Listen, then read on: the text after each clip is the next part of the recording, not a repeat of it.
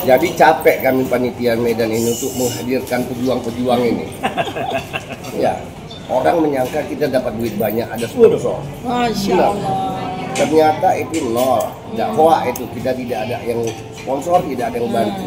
Ya. Tetapi bisa dapat acara ini besar, bisa. Tanpa keluar biaya, bisa. Kalau acara mau dipindahkan keluar kota Medan, ya, dibiayai oleh salah satu institusi lah. Gitu. Atau batal kan saya disuruh liburan gitu. Itu sangat menggiurkan sebenarnya. Dikasih uang untuk liburan. Sangat menggiurkan. Tapi demi kebenaran supaya kita ungkap ini ijazah palsu ini, kita malu ke anak cucu, nanti ditanya anak cucuku nanya sama kawan, cerita dia sama kawannya, zaman kakekku itu pernah ada presiden dengan ijazah palsu. Kakek kau kerjanya apa deh? Nggak ada, nengok-nengok, malu kita dikubur nanti. Jadi kita harus berbuat sekarang. Itu. Okay. Ya, jadi alhamdulillah kita udah sampai sini. Cuman saya kebetulan sedikit terlambat beberapa jam. Sininya tuh mana? Apa? Sininya tuh mana? Sini tuh Medan. Medan, Bung. Medan, dan ini lagi makan di apa? Potong sangat terkenal. Kalau tadi misalnya saya sampai itu beberapa jam sebelumnya, nah saya bisa adegan foto lagi bareng dengan beliau ini. Saya coba tunjukin yang ini dulu. Coba tunjukin yang ini. Ya, jadi Pak Tito, sama-sama di Medan kita ya, gitu udah. Dengan arah. Ini. Itu kita makan bareng Pak Tito. soto sinar pagi nih. Ya, betul. Soto sinar pagi. Festival tadi udah di sana. Tapi kita di sini selain tadi ada apa namanya slogan seperti biasa, ya, adili Jokowi, maksulkan Gibran, tangkap Bobi. Nah, jadi ini yang ada di sini ini perlu ditegaskan ini. Jadi ini yang namanya dinasti. Adili Jokowi, ya, kemudian maksulkan Bapak, tanggap dia. Silakan dong. Ya, ini kita terima kasih sekali dengan teman-teman yang wah gigi sekali ya. Ya, Jadi dari kami. Dari kami Smooth. Terima kasih banyak atas kegigihan teman-teman. Ya, acaranya sudah mau batal berkali-kali karena sabotase ya. Ya, pertama ada pihak yang sudah sampaikan mau mensponsori, ternyata disabotase. Kemudian macam-macam lah ya, sampai hotel pun juga berkemungkinan tergagalkan juga seperti ceritanya Malang. Tapi karena kegigihan, jadi ini intinya adalah teman-teman semuanya sebangsa dan setanah air, jangan pernah takut. Ketika kita sudah dipanggil Allah untuk jadi wasilahnya, untuk jadi alatnya, untuk mengungkap kebenaran ini. Kami RRT ya memang sudah menyampaikan bukti ilmiah dalam bentuk buku Jokowi White Paper. Jangan lupa di sini tetap RRT. RRT? Ya, Roy, ya, Tifa, Ririn. Roy, Ririn, Tifa, tetap RRT. Mewakili lagi juga. Karena bisa respon, Ririn, Refli. Besok ganti nama. Raida juga bisa. Rina. Ricky. Kita nggak dapat konsep ini, tapi kita buat konsep. Beneran. Coba penulis. Top. Aduh, kita bahagia sekali karena lihat randonya juga. Nanti ada deklarasi dukungan terhadap RRT. Oke. Nanti pokoknya ada kejutan. Kejutan ya. Yang jelas kejutan itu dinasti. Yang itu jadi kan? Kita simpan. Yang Jadilah. Oh, masih kita simpan deh. ada lah ya kan, Bang? Oke. Sampai dari kejutannya ya. Terima kasih. Kita ingin bicara lebih lanjut perjalanan yang dilakukan oleh Dr. Tifa selama 2 hari ini, tetapi kita akan mulai dengan penghadangan. Kelihatannya Dr. Tifa sudah menjadi Rocky Gerung, ya kan? Pada masa tertentu sudah menjadi Gus Nur pada masa sekarang, ya. Sudah menjadi siapa lagi? Orang-orang yang kemudian dilarang berbicara. Bahkan Abdul Somad, ya, seorang ulama juga pernah dilarang berbicara. Alasannya macam-macam. HTI lah untuk Gus Nur barangkali. Kemudian memecah belah bangsa, NKRI dan lain sebagainya. Semua itu karena perdebatan tentang ijazah palsu yang kelihatannya agak membuat Jokowi sempoyongan. Am I right? Saya tidak tahu, nanti akan dibahas lebih lanjut. Dan terbukti kemudian Joko Widodo menemui Prabowo Subianto. Jadi sahabat sekalian, sebelum kita bicara apa yang dilihat, ditemukan selama 2 hari perjalanan di Solo dan Malang, coba kita ingin tanya bagaimana perasaan Dr. Tifa. Ternyata dia sudah menjadi orang yang dianggap berbahaya sehingga kedatangannya ditunggu untuk dihadang sehingga tidak bisa menginap di tempat yang sudah disediakan panitia, dan bahkan lebih dari itu hampir tidak jadi acara diskusinya, hampir tidak jadi acara diskusi. Untung ada Al-Katiri, ya kan, sehingga Argo jalan lagi. Silakan Dr. Tifa, this is your time ya. Ya, bismillahirrahmanirrahim. Assalamualaikum warahmatullahi wabarakatuh. Ya, ini cerita seru pada hari-hari ini ya, karena macam-macam. Intinya ketika kita bekerja sama dengan beberapa pihak, ada yang menerima dan kemudian dengan gagah berani bisa menjalankan kegiatan, sama seperti yang terjadi di Solo dan hari kedua di Malang. Rencana kan kami memang roadshow ya, dari kota ke kota seperti itu. Kemudian yang ditanyakan oleh Bang Refli tadi adalah soal perasaan saya ya. Perasaan saya adalah begini, jadi ini justru menunjukkan betapa Jokowi ini sempoyongan sekarang. Kebingungan ya, sempoyongan, kebingungan. Terbukti dari sebelum ke Malang kami melakukan bedah buku di kota Solo, kota yang sangat penting ya.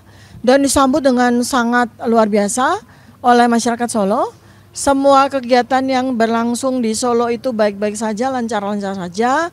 Kami bertemu dengan warga Solo, kami mengumpulkan data primer dengan orang-orang yang punya kredensial ya untuk menjadi narasumber kami, narasumber primer yang kami cari, yaitu siapa yang punya hubungan di masa lalu Jokowi.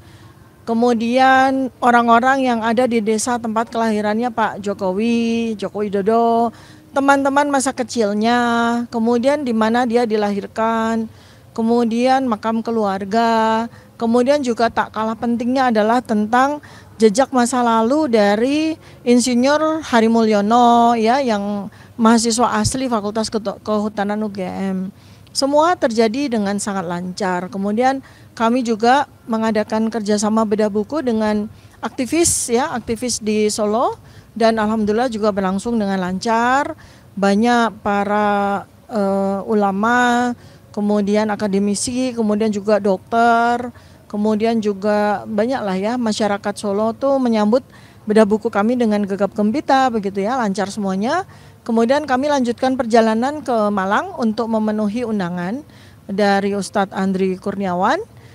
Acaranya adalah acara keagamaan dan kami diberikan 3 sesi ya. Jadi saya, kemudian Pak Roy Suryo, kemudian rombongan kami, Pak Al-Katiri sebagai host ya, sebagai host di acara tersebut ya, sebagai salah satu panitia di acara tersebut. Kemudian Bang Refli Harun juga beserta dengan teman-teman yang lain, ada Bang Edi Mulyadi dan tokoh-tokoh yang lain.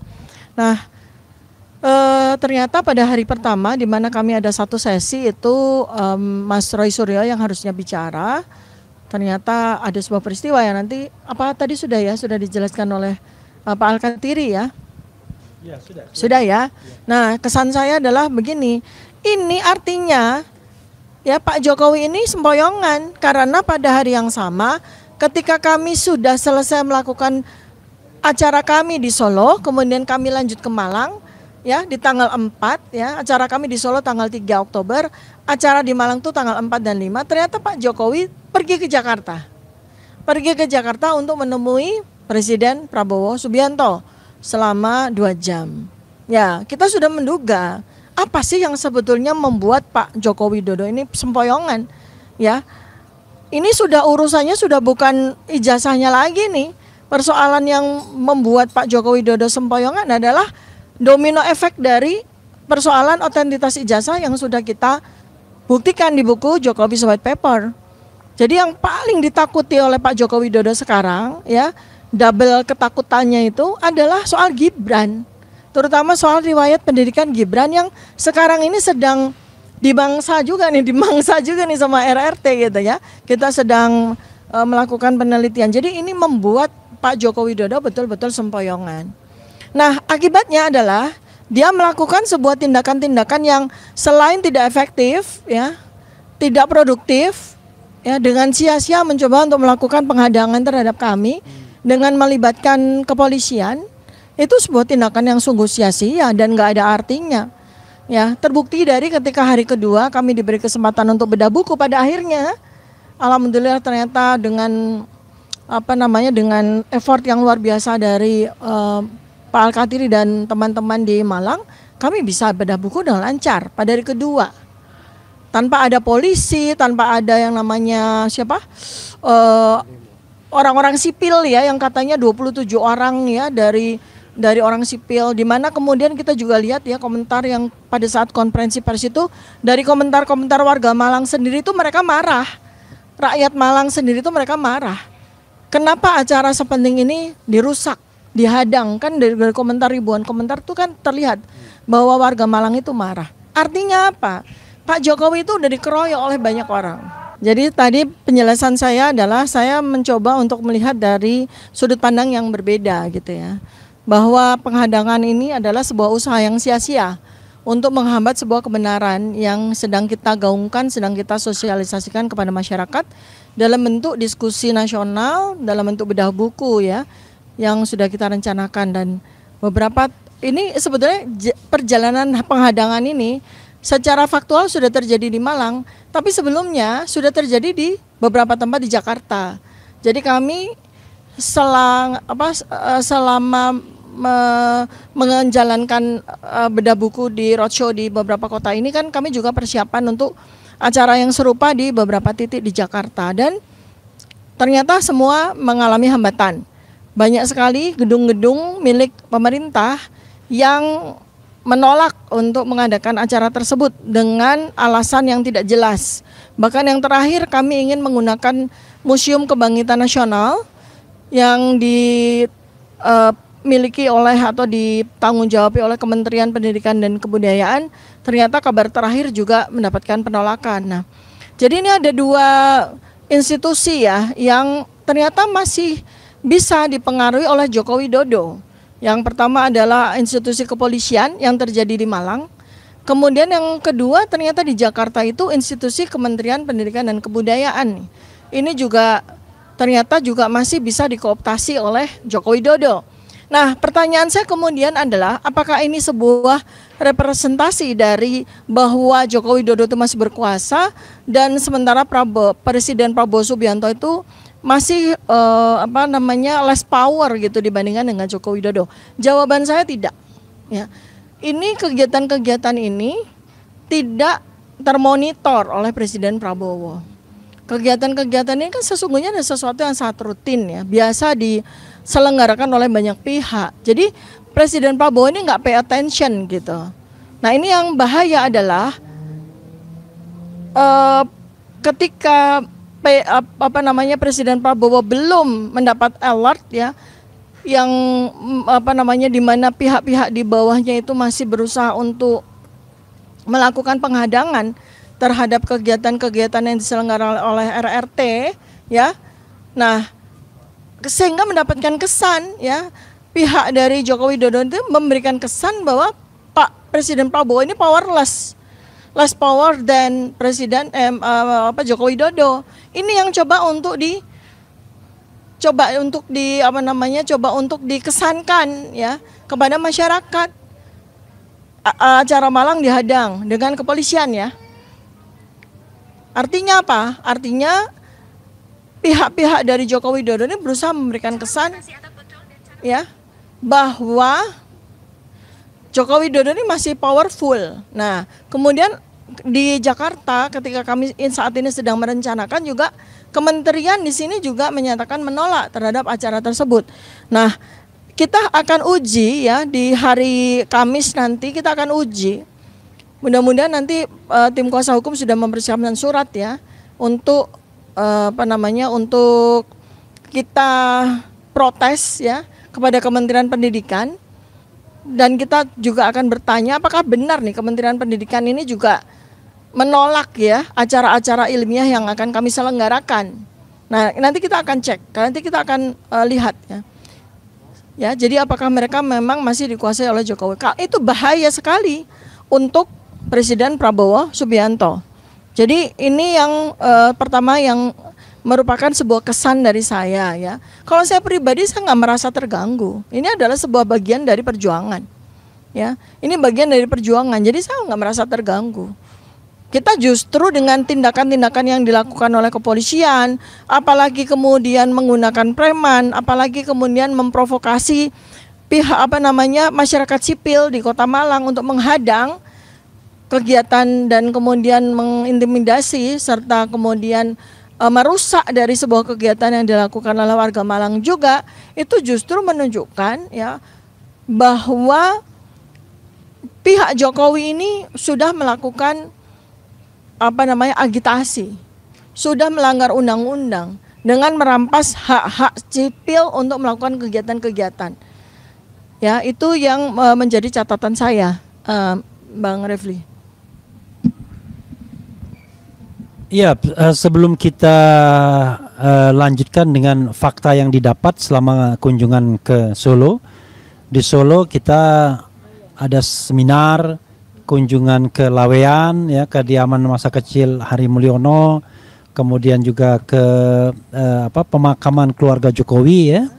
Nanti tetapi saya ingin meminta kembali tanggapan dari lawyer Al-Katiri mengenai penghadangan klien Anda, karena saya duga ini bukan yang pertama dan terakhir, bisa juga terjadi di tempat lain, dan ini sangat meresahkan dan membahayakan karena membentrokkan masyarakat sivil kan, karena yang menghadang itu yang dimajukan kan masyarakat sipil yang seolah-olah menolak, mendemo dan lain sebagainya, walaupun jumlahnya barangkali tidak signifikan, tetapi selalu ingin melakukan kekerasan atau ancaman kekerasan dalam melakukan ini. Jadi bukan masalah takut dan tidak takut, tetapi ini negara yang beradab, di mana kebebasan itu dilindungi oleh konstitusi.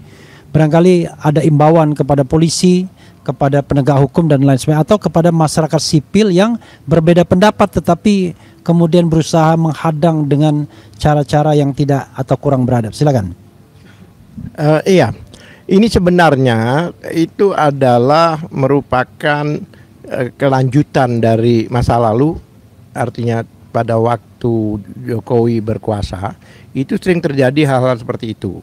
Bahkan bukan pada tokoh saja, tapi juga pada ulama. Apalagi di kota seperti Malang dan daerah Jawa Timur ini khususnya, itu rata-rata ada yang semacam mengorkestrai untuk setiap kali ada masukan selalu dibawa ke arah radikal, kemudian khilafah dan sebagainya. Yang mana mereka itu bahkan dibenturkan dengan Pancasila dan sebagainya. Yang mana khilafah itu adalah sistem pemerintahan, bukan ideologi, nggak ada hubungan. Dan tidak ada aturan yang menyatakan bahwa khilafah apa itu tidak diperbolehkan di Indonesia, tidak. Jadi setiap orang yang melaksanakan agama dengan baik dan sebagainya dibilang dengan kafah, dianggap itu adalah sudah bertentangan dengan Pancasila. Himbauan kami terhadap masyarakat dan sebagainya, masyarakat itu kan paham hukum, paham konstitusi, konstitusi, paham konstitusi, ya kan? Masyarakat itu paham, mulai kecil sudah diajarkan masalah Pancasila, Undang-Undang Dasar dan sebagainya. Mereka paham bahwa suatu tindakan, suatu penyampaian pendapat secara bersama-sama ya, maupun berkelompok maupun berkumpul dan sebagainya itu dilindungi oleh undang-undang. Bahkan tidak ada satupun di sini yang menyinggung soal pemerintahan. Bahkan kita ini membantu pemerintahan untuk supaya negara kita ini adalah negara yang taat pada hukum, taat pada ketentuan, dan sesuai dengan keinginan presiden kita bahwa hukum adalah panglima di negara Indonesia ini. harapan kami di pihak kepolisian juga demikian. Harus ada di satu pihak digaungkan masalah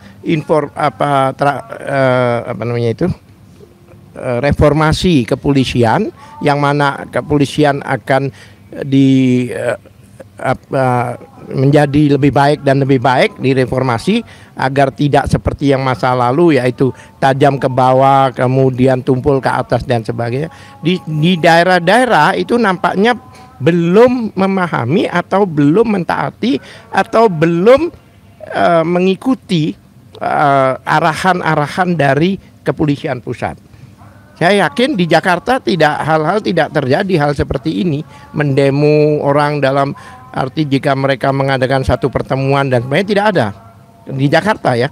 Karena kenapa di daerah-daerah ini nampaknya apakah mereka belum paham bahwa orang yang selama ini kayak bedah buku dan sebagainya itu adalah perbuatan-perbuatan yang konstitusional, ya kan?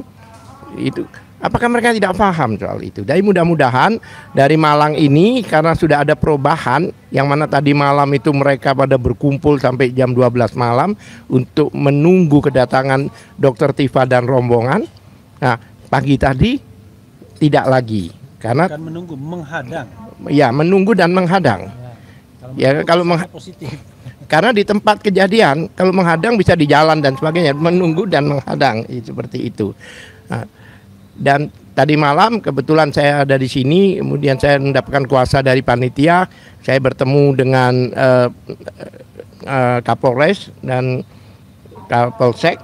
Ya, kami menyatakan bahwa mohon ini acara yang benar-benar konstitusional ini adalah dilindungi. Bahkan orang-orang yang melanggar atau tidak menginginkan acara ini berlangsung, berarti mereka adalah melakukan perbuatan melawan hukum, yaitu inkonstitusional. Nah, jadi harapan kami mudah-mudahan dari Malang ini suatu pelajaran khususnya pada aparat negara, dalam hal ini polisi, yang mana jika ada satu bedah buku atau penyampaian pendapat atau suatu dialog dan sebagainya, itu diamankan dalam arti dari gangguan-gangguan yang melanggar hukum tersebut. Ya, ya sobat era sekalian, Abdullah Al-Katiri ini adalah lawyer atau penasihat hukum, ya. Tergantung konteksnya nanti, yang jelas lawyer, ya, kuasa hukum dari salah satunya Dr. Tifa, tapi juga Rismond dan Roy Suryo, sehingga tentu punya legal standing untuk berbicara soal yang terkait dengan nasib kliennya.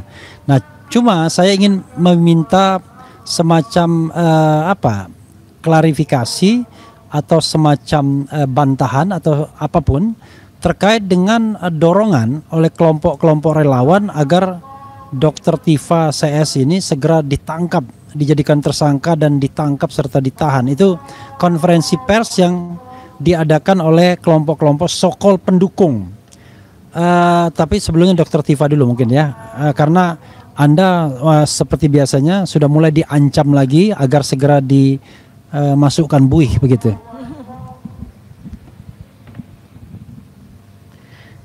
Ya, jadi terkait dengan hadangan maupun hambatan kepada RRT ini, saya juga mengingatkan justru kepada pihak Joko Widodo dan para termulnya bahwa sesuai dengan sejarah panjang umat manusia, siapa yang dihambat itu dia akan makin populer. Siapa yang dihadang atau ditekan, dia akan makin melenting dan akan makin melejit. Ya, ini hukum alam. Jadi sama seperti yang terjadi pada kondisi sekarang terkait dengan ijazah Joko Widodo, di mana dalam 5 bulan RRT berjuang untuk membongkar otentitas ijazah Joko Widodo dan kemudian mengalami kriminalisasi, mendapatkan pemeriksaan, ya. Selain itu juga ancaman-ancaman verbal maupun non-verbal, ancaman fisik maupun non-fisik, ya. Tetapi kami terus maju, ya, bahkan tidak surut langkah kami untuk melakukan amanah, ya, terhadap profesi kami atau terhadap kompetensi kami sebagai akademisi dan sebagai ilmuwan ya, justru makin hari kita makin lihat, sekali lagi bukan hanya Pak Joko Widodo yang sempoyongan, tapi termul ini semakin kurang bahan. Jadi yang mereka lakukan selama 5 bulan ini dan bahkan sampai sekarang, ancaman terus. Apa yang bisa mereka lakukan, yang bisa mereka sampaikan kepada masyarakat itu kan ancaman terus dan ancaman terus. Justru itu menunjukkan siapa yang melakukan ancaman, dan ancaman itu juga itu saja. Itu selain dia tidak relevan, dia tidak punya bahan, dia tidak punya ilmu, yang dia punya satu-satunya adalah ancaman. Dan bahkan ancaman yang paling mutakhir ini ya, ancaman yang paling baru dari termul ini kan ancaman yang bahkan sampai melanggar undang-undang pornografi ya, dan kemudian juga menggunakan ya atau memanfaatkan ya kelemahan dari kaum perempuan yang tidak berdaya, bisa diprovokasi ya untuk bahkan mengancam akan melakukan demo besar-besaran. 500 orang perempuan nanti akan buka bra dan celana dalam, itu kan luar biasa. Itu dari kata-kata itu saja sudah melanggar undang-undang pornografi dan melanggar undang-undang ketertiban umum ya, apalagi kalau itu dilaksanakan. Jadi saya ini betul-betul sedih ya. Kenapa termul itu sampai hilang akal dan hilang kewarasan, sampai memanfaatkan kelemahan dan mungkin juga kurangnya pendidikan dari para tokoh termul perempuan itu yang ikut konferensi pers itu ya. Jadi ini pendidikan yang sangat tidak bagus yang dilakukan oleh para termul selama ini di dalam mengantisipasi atau melawan dari kebenaran yang dilakukan oleh kami RRT ya. Kalau kami tetap ya, jalur yang kami gunakan ini adalah jalur ilmiah, jalur saintifik. Jadi kalau seandainya para termul atau Joko Widodo ini tuh punya sebuah counter kepada kami, ya counternya secara ilmiah, bukan dengan tindakan-tindakan yang semakin mereduksi dari kewarasan ya, semakin jauh dari akal sehat ya. Jangan seperti itu. Karena apa? Tindakan yang kalian lakukan itu adalah tindakan bunuh diri ya. Tindakan bunuh diri yang sangat merugikan Joko Widodo sendiri ya. Jadi itu terhadap ancaman, sekali lagi ancaman itu sudah kenyang kami terima ya, dan yang membuat kami akan diproses dan sebagainya itu bukan kalian para termul, tetapi hukum. Maka kita di sini juga sekaligus melakukan ujian ya. Kasus ini, kasus ijazah Joko Widodo ini adalah ujian dari bagaimana Presiden Prabowo Subianto itu mampu atau tidak menegakkan hukum di Indonesia. Jangan kemudian ganti presiden ternyata impact atau dampak yang terjadi pada aktivis-aktivis politik dan orang-orang yang vokal masih sama saja dengan yang terjadi 10 tahun yang lalu di rezimnya Joko Widodo. Saya sangat yakin sebetulnya bahwa Pak Presiden Prabowo Subianto itu bukan orang sepicik atau sepengecut Joko Widodo ya. Pak Presiden Prabowo kita tahu beliau itu selain sangat cerdas juga pasti mudah-mudahan wawasannya jauh lebih luas daripada Jokowi. Jadi ini kita sama-sama sebetulnya melakukan kalkulasi dari langkah-langkah strategi yang kita lakukan. Kalau kami ya bersama tim kuasa hukum kami, bersama teman-teman akademisi dan peneliti, ini kami melakukan 2 langkah yang legal. Pertama adalah langkah ilmiah, yang kedua adalah langkah hukum. Kita bersurat meminta pihak UGM untuk mematuhi undang-undang keterbukaan informasi publik, itu juga dilakukan dengan prosedur secara elegan dan sekaligus menghormati hukum. Kemudian kami juga bersurat kepada KPU dan sudah dapat jawaban tanggal 2 Oktober yang lalu, itu juga secara legal. Ketiga, para termul juga sudah harus menyadari, kenapa masyarakat Indonesia ini bangkit semua. Saya beberapa bulan yang lalu sudah sampaikan, kalau sampai RRT ini dikriminalisasi, apakah kasus akan berhenti? Apakah Joko Widodo kemudian akan menang? Apakah ijazah dinyatakan palsu? Tidak. Akan muncul ROI berikutnya, muncul respon berikutnya, muncul tifa berikutnya, dan sekarang sudah terjadi. Apakah ijazah dinyatakan akan asli, bukan palsu? Ya, gimana? konteksnya tadi. Ya, jadi sekali lagi nih saya sampaikan ya, sudah muncul orang-orang berani sudah muncul. Bukan cuma mereka berdua ya. Di Solo sudah muncul. Ada yang namanya Saudara Topan Hakim yang melakukan citizen lawsuit ya di bawah tim kuasa hukum kami juga Pak Dr. Muhammad Taufik dan kawan-kawan di Solo. Kemudian di Jogja juga sudah ada beberapa orang yang melakukan gugatan dan tidak tertutup kemungkinan gugatan demi gugatan terhadap Joko Widodo, terutama terkait dengan keaslian ijazahnya, ya, menggugat keaslian ijazahnya ini akan terus bergulir. Saat ini juga ada emak-emak ya yang bergabung di ARM itu ya, itu pun juga sudah akan melakukan gugatan. Jadi ini sudah bergulir dan ini akan menjadi gulungan bola salju yang tidak saja membuat Pak Joko Widodo ini semakin sempoyongan, justru akan tergulung oleh bola salju itu. Jadi ini sebetulnya adalah momentum bagi Joko Widodo sendiri untuk mengakui ya. Kemudian momentum bagi pemerintah untuk menegakkan hegemoninya, untuk menegakkan kewibawaan sekaligus power dari Presiden Prabowo untuk bisa mengelola ya kasus dugaan ijazah palsunya Joko Widodo. Ini saya nggak bilang dugaan lagi ya, karena secara saintifik sudah kami buktikan bahwa ijazah Joko Widodo itu memang palsu ya. Tinggal sekarang bagaimana sikap dari Pak Joko Widodo. Saya mengimbau kepada rakyat Indonesia, ayo kita dorong Pak Joko Widodo untuk mengaku bersalah, bertobat ya. Soal urusan hukum biarlah nanti diselesaikan oleh para ahli hukum ya. Tetapi untuk saya selaku warga negara Indonesia, ayo rakyat Indonesia, warga negara Indonesia, ayo kita sama-sama dorong agar Pak Joko Widodo itu mau mengaku, mau bertobat ya. Kemudian ya kita akan selesaikan dengan apa? Kalau saya rekonsiliasi nasional. Kalau memang Pak Joko Widodo itu bertobat, maka terjadi rekonsiliasi nasional ya. Dan ya insya Allah sejarah dari bangsa Indonesia ini akan terselamatkan ya. Itu dan tidak terjadi lagi presiden berikutnya di mana kita juga melihat bahwa sejatinya ketakutan Pak Joko Widodo saat ini adalah persoalan dari riwayat pendidikan Gibran yang saat ini pun juga para netizen rakyat Indonesia juga bahu-membahu bersama kami untuk menguak dari persoalan sekolahnya Gibran. Nggak tanggung-tanggung ya, jadi nggak tanggung-tanggung ini. Di Singapura, akademisi yang berkomentar tentang kejanggalan atau keanehan dari riwayat pendidikan Gibran di Singapura itu nggak main-main. Profesor Zulfikar dari Nanyang University, ya, Nanyang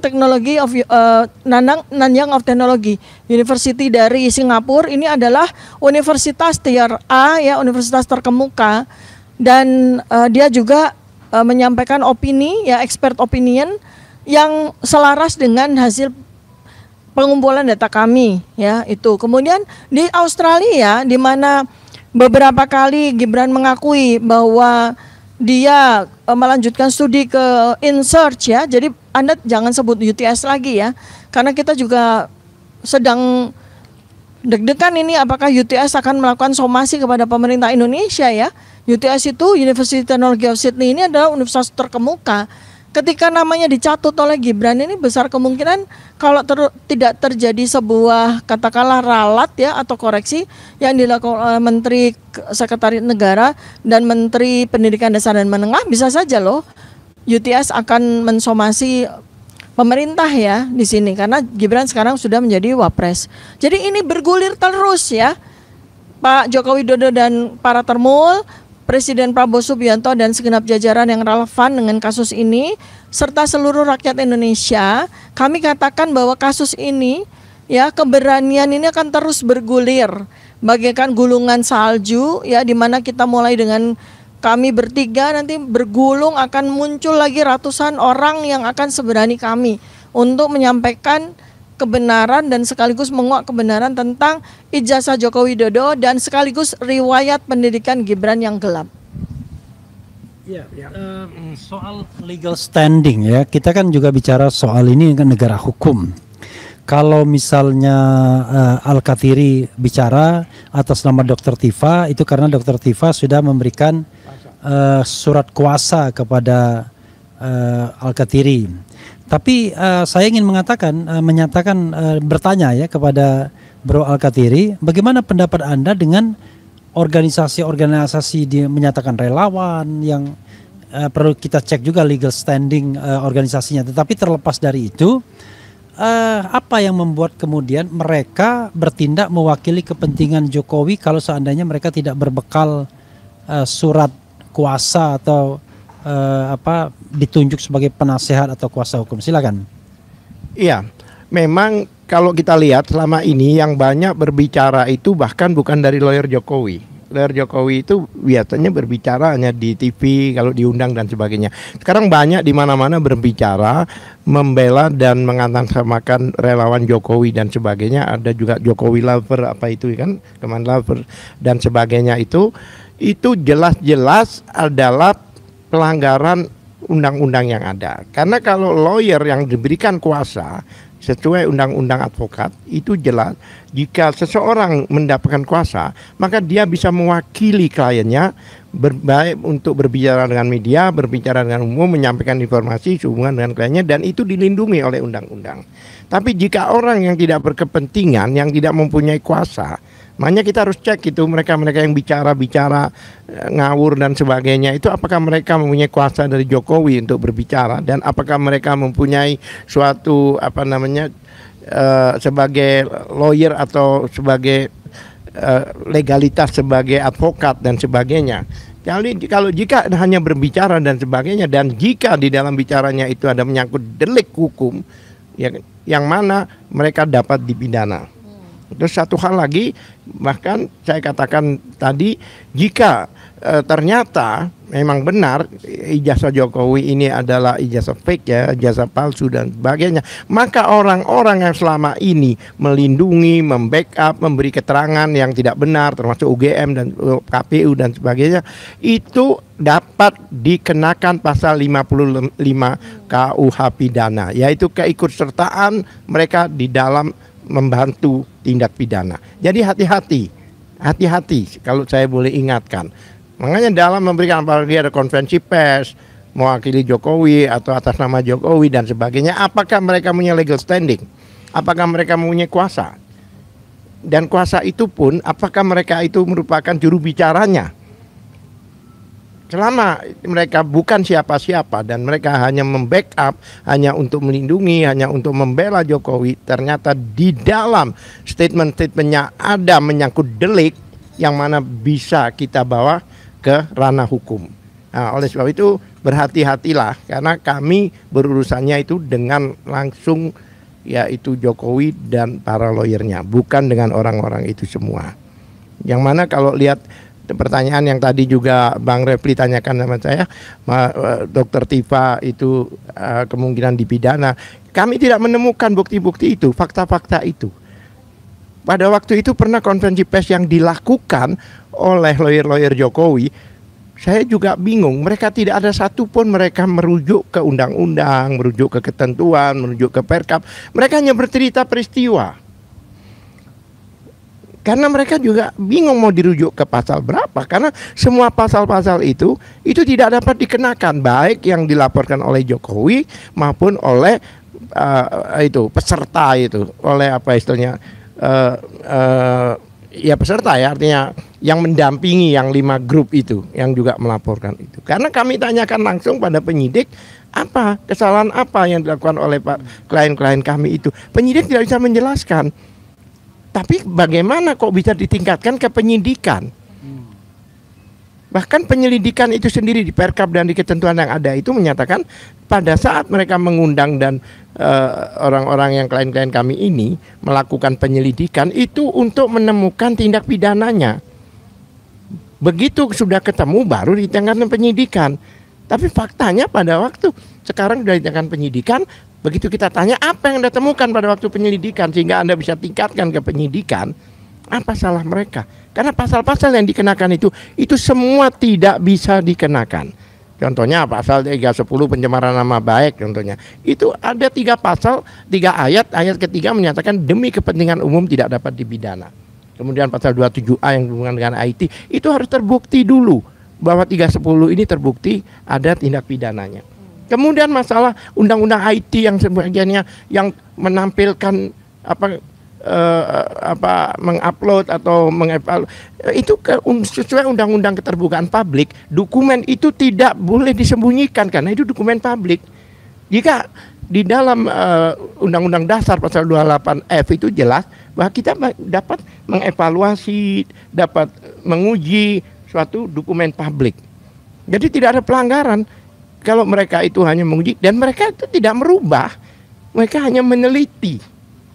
Dan faktanya alhamdulillah kemarin waktu KPU menunjukkan fotokopi itu, ya walaupun itu masih kita lebih kita teliti lebih lanjut, kita akan periksa lebih lanjut.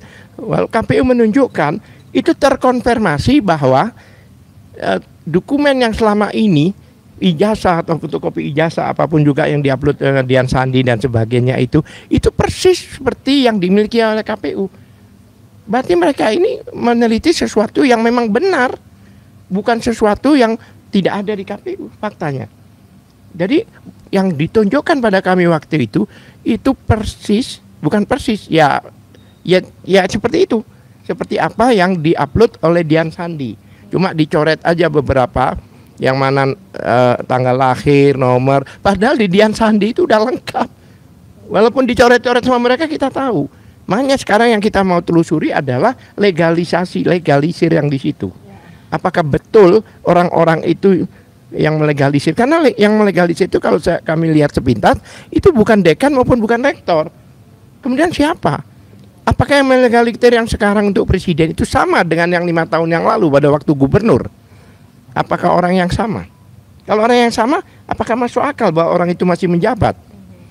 Masih belum selesai. Begitu pula yang nanti kita minta dari Surakarta sampai sekarang masih belum dijawab. Konon kabarnya memang tidak ada dokumen di sana, tidak ada ijazah. Makanya kalau saya duga itu ada hubungan kemarin bahwa ijazah yang ditampilkan selama ini adalah ijazah yang konon kabarnya dibuat di Pasar Pramuka itu, yang untuk tujuan menjadi gubernur. Jadi ini ada missing link antara yang jadi wali kota di Surakarta dengan di sini. Oleh sebab itu kami 3 dokumen itu harus kami dapatkan sehingga kami cross check apakah benar dokumen-dokumen itu sama. Jika ternyata dari 3 dokumen itu ada perbedaan satu sama lain, ya kan, berarti pasti palsu. Kan nggak mungkin, ya kan? Terima kasih Bang. Iya, Bro Alkatiri kalau dipancing itu padahal ditanya apa legal standing mereka yang mengatasnamakan relawan itu. Tapi oke lah ya. Jadi saudara sekalian, ini kita bicara ranah politik dan ranah hukum. Nah sekarang ini sedang berkonflik antara 2 kelompok masyarakat atau seorang tokoh dengan beberapa kelompok masyarakat. Jadi ini masuk dalam ranah hukum. Dan kemudian harusnya ya jawab jinawabnya ya antar lawyer harusnya ya. Jangan pihak-pihak yang tidak berkepentingan atau bukan tidak berkepentingan, pihak-pihak yang tidak mendapatkan kuasa, tidak punya legal standing untuk bicara. Karena itu apalagi sampai kemudian memaksa Polri atau polisi untuk menangkap, memenjarakan, sebelumnya menersangkakan dan lain sebagainya. Oke, ini bagian terakhir saudara sekalian. Saya ini minta eksplorasi dari Dr. Tifa mengenai kunjungan yang dilakukan di Solo, dan kalau mau yang di Malang mau disampaikan lagi, oke, silakan. This is your time untuk mengeksplorasi dan saya tidak akan mengganggu. Silakan. Sebelumnya nanti saya akan closing. Ya. Baik nih, jadi tanggal 2 dan 3 Oktober 2025 ya, kami punya acara di Solo ya. Kami itu RRT ya. Di sini R1 Roy Suryo dengan saya Dr. Tifa, Bang Rismon sedang eksplor ke Bali G sekalian mempersiapkan acara di Medan. Kemudian kami juga bersama dengan Bang Refli Harun ya. Jadi acara kami di Solo itu ada 2. Pertama adalah kami menghadiri acara bedah buku yang diselenggarakan oleh masyarakat Solo dan berlangsung secara lancar ya, tidak ada gangguan. tidak seperti yang terjadi di Malang.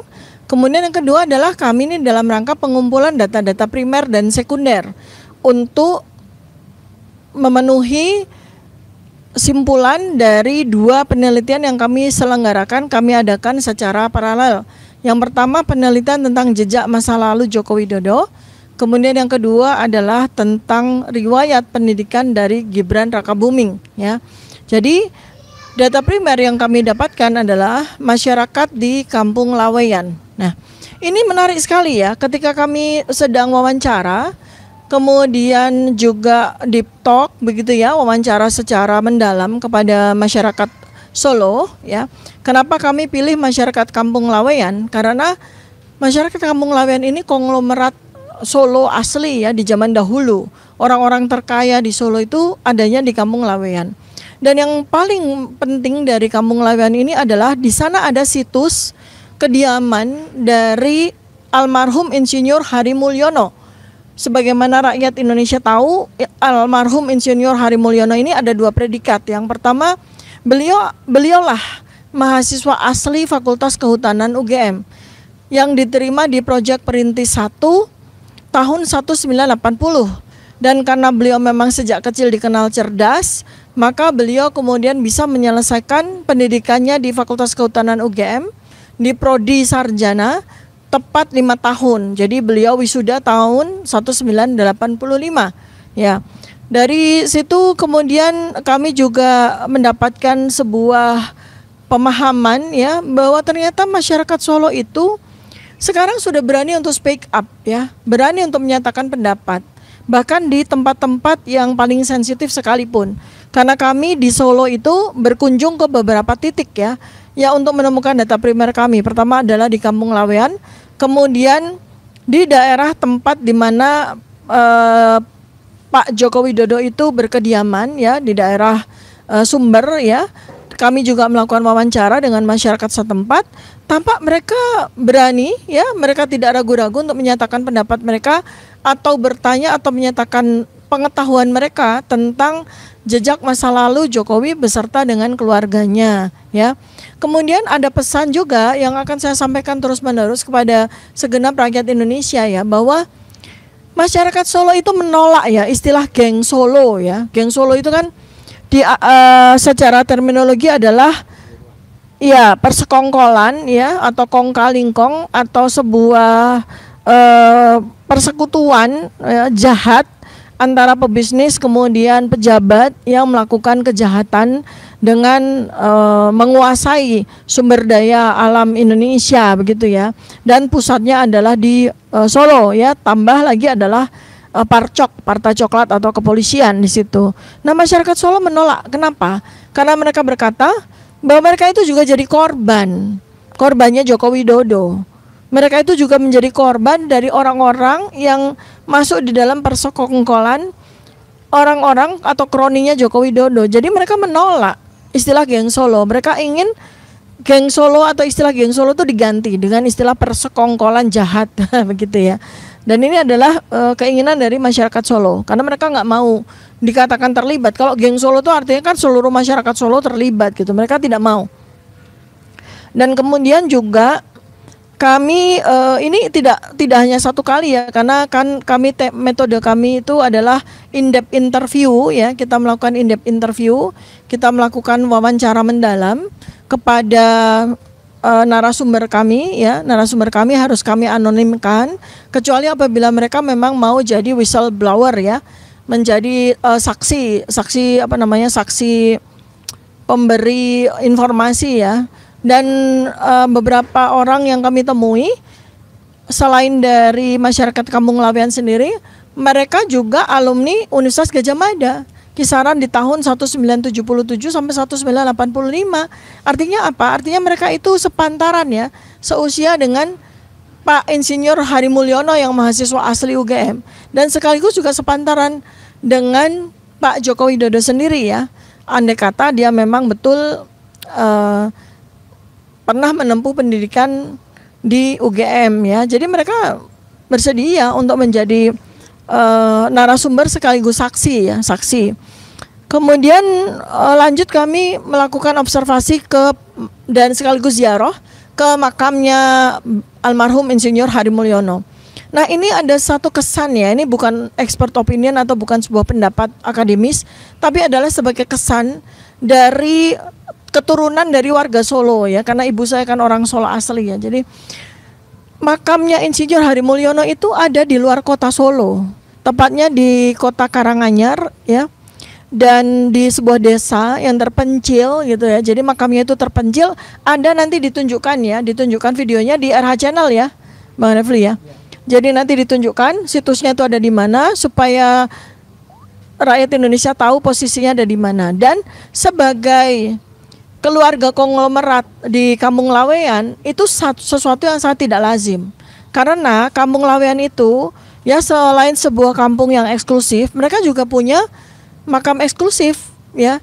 Karena rata-rata dari warga Kampung Laweyan itu kan saling saudara ya, saling saudara. Sehingga mereka juga punya makam keluarga yang ada di dalam lingkup Kampung Laweyan tersebut. Sehingga ketika Pak Hari Mulyono ini wafat ya sebagai salah satu anggota keluarga Kampung Laweyan, kemudian dia dimakamkan jauh di sana di Desa Mundu ya, Kota Karanganyar, itu adalah sesuatu yang sangat tidak lazim. Sesuatu yang sangat tidak biasa dalam budaya masyarakat Jawa kuno seperti masyarakat Solo ya. Jadi adalah sebuah pertanyaan besar. Kenapa almarhum Insinyur Joko Widodo, Insinyur Hari Mulyono ini dimakamkan menjadi satu dengan makam ya orang-orang yang dianggap memiliki hubungan darah dengan Joko Widodo ya. Nah, kemudian kami berkunjung ke makam tersebut dan sekaligus berziarah.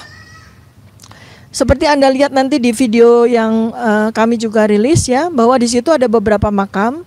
Yang paling penting ya, yaitu makam Pak Hari Mulyono sendiri.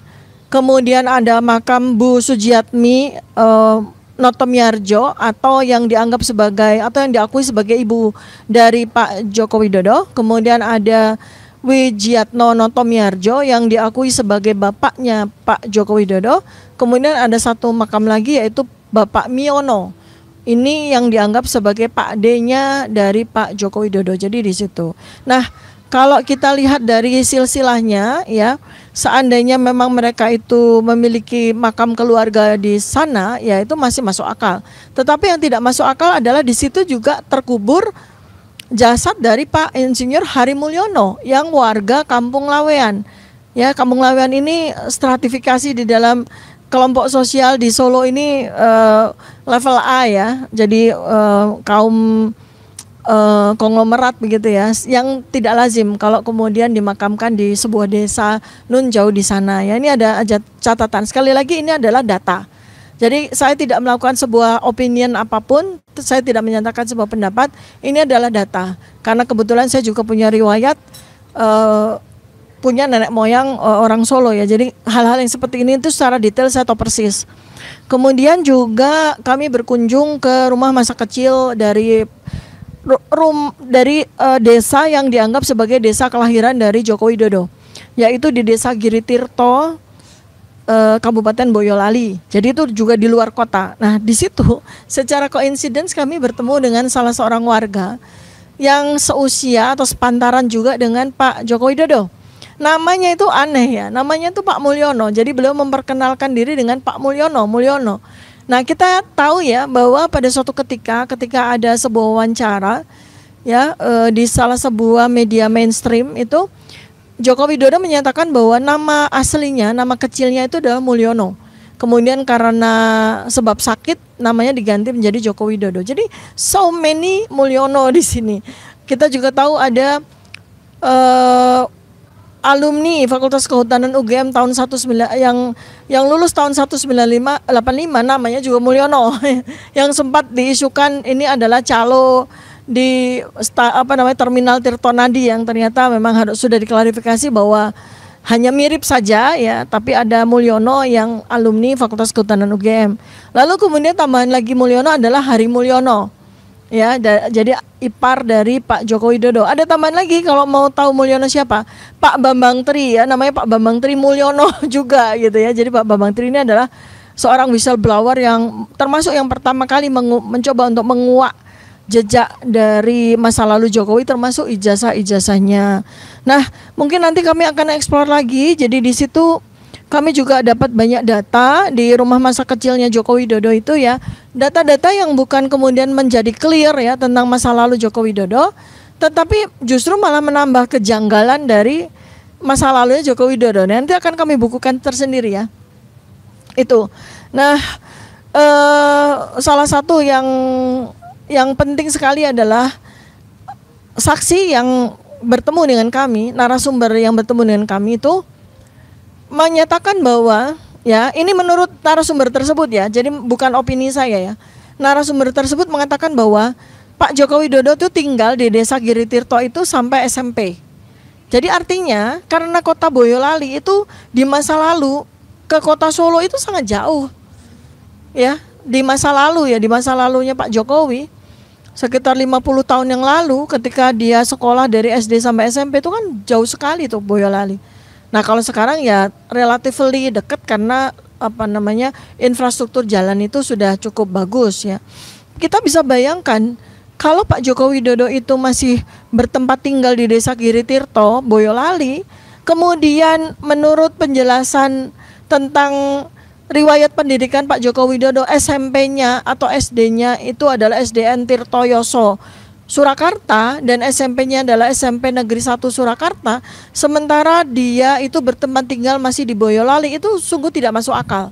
Ya, sungguh tidak masuk akal. Jadi ini akan kita eksplor lagi untuk menelisik dari data-data, kita akan klarifikasi dan kita akan cari kepingan-kepingan data-data yang lain yang kemudian membuat riwayat atau jejak masa lalu Joko Widodo ini akan semakin clear ya secara scientific base ya. Itu yang bisa saya sampaikan dari kunjungan kami ke Solo. Sekali lagi, apa yang kami lakukan di Solo ini adalah sebuah metodologi riset ya. Yang pertama yaitu pengumpulan data. Jadi di sini kami belum melakukan hipotesis, kami belum melakukan opini, apalagi kami belum melakukan analisis dan simpulan ya. Jadi ingat baik-baik kepada seluruh rakyat Indonesia, juga para termul, supaya jangan digoreng. Kami belum melakukan simpulan apapun.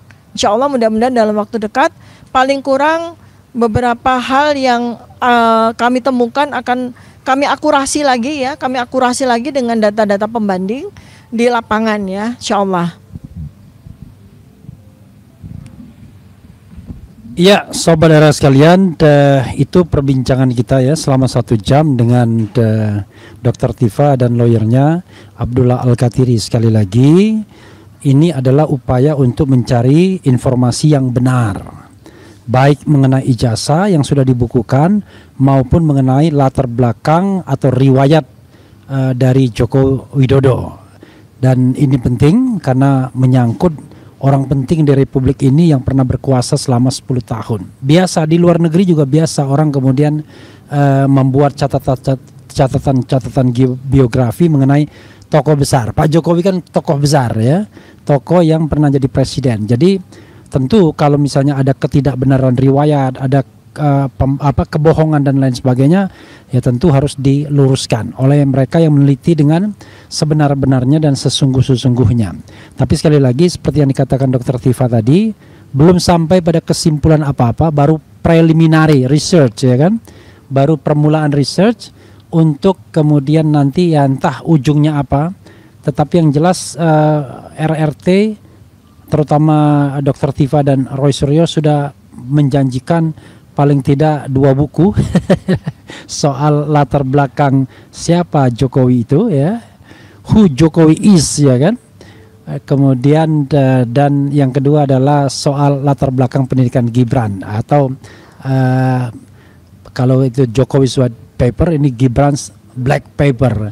Itu saja saudara sekalian, mudah-mudahan bermanfaat ya. Sekali lagi kita tidak cari musuh yang kita cari adalah kebenaran.